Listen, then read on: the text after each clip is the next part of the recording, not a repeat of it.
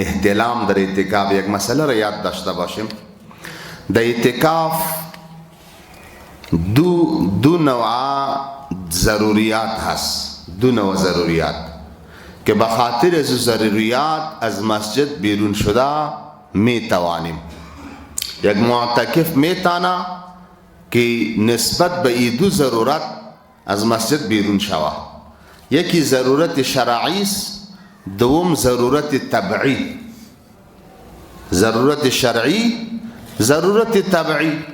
ضرورت شرعی به طور مثال وضو هست، غسل هست. این ضرورت شرعی است که باید تو بیرون شوی. شریعت تو را میگه که برو وضو بگی، در وضو باش، نماز تا با وضو باشه، تلاوت با وضو باشه. این ضرورت شرعی است. ضرورت طبعی مثل رفتن به تشناب به قضای حاجت، ضرورت طبعی است، مجبور استی که باید بری. بعضی ضرورت ها را فقها جزئیات میارن. به طور مثال معتکف در اعتکاف نشسته، کس نیست که از خانه بریزی نان بیاره، کس نیست که بریزی از خانه نان بیاره. بریزی معتکف اجازه هست که برای از خانه نان گرفته بیاره. خویی تو نه که باز در خانه بشینه یگان گلا چای هم بخوره و یگان تکیه هم بزنه و ساعت خود تیر کنه باز بیایی. این تو نیست. نه فقط هم ضرورت خود رفع کرده، یعنی ضرورت رفع کردن نظر مطلبی است که من نان خود گرفته، نان چای خود گرفته و بیای عاجل. در آیو تو نه که ساعت خود تیر کنه، دکان استاشو، کتیندیوالت استاشو، کلی وقت دمی تیر شوا.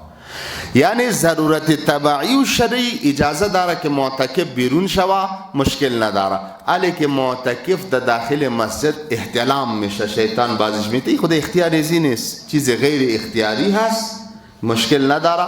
ضرور باید بیرون شوه، حمام کنه، غسل کنه، پس بیایا به اعتکافش کدام مشکل پیش نمیایا. و یک نکته را متوجه باشیم، اکثر فقها میگن که معتکف حتی به غسل مسنون که در نماز جمعه غسل سنت است، نه احتیاط دمیست که معتکف به غسل جمعه نبرایا.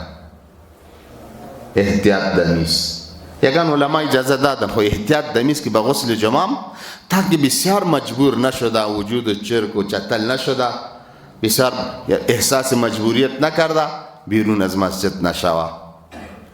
فقط با مرفع ضرورت بیرون شوه و پس عاجل پس در داخل جای اعتکاف خود بیایا.